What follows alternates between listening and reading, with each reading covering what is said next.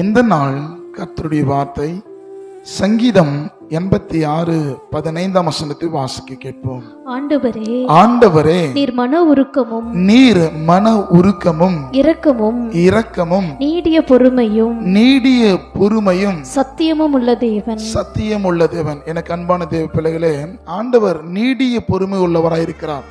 வேதத்துல எத்தனையோ உபத்திரவங்கள் ஆண்டுடைய வாழ்க்கையில அவர் சந்திக்கப்படும் பொழுது எல்லா சூழ்நிலைகளிலும் அவர் நீடிய பொறுமை உள்ளவராயிருந்தார்.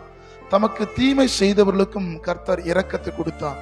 ஒருவேளை கர்த்தருடைய வார்த்தை கேட்கிற நீங்க சில இடங்களில பிறருக்கு இரக்கத்தை காண்பிக்கிறவர்களாய், நீடிய பொறுமை உள்ளவர்களாய், உருக்கம் உள்ளவர்களாய் இருக்கும் பொழுது கிறிஸ்துவனுடைய அடிச்சுவடுகளை பின்பற்றுகிற மாதிரிகளாய் கர்த்தர் இந்த உலகத்தில் உங்களை வைத்திருக்கிறார். எனவே அதை கடைபிடித்து நடங்கள். கர்த்தர் உங்களை ஆசீர்வதிப்பார். ஆமென்.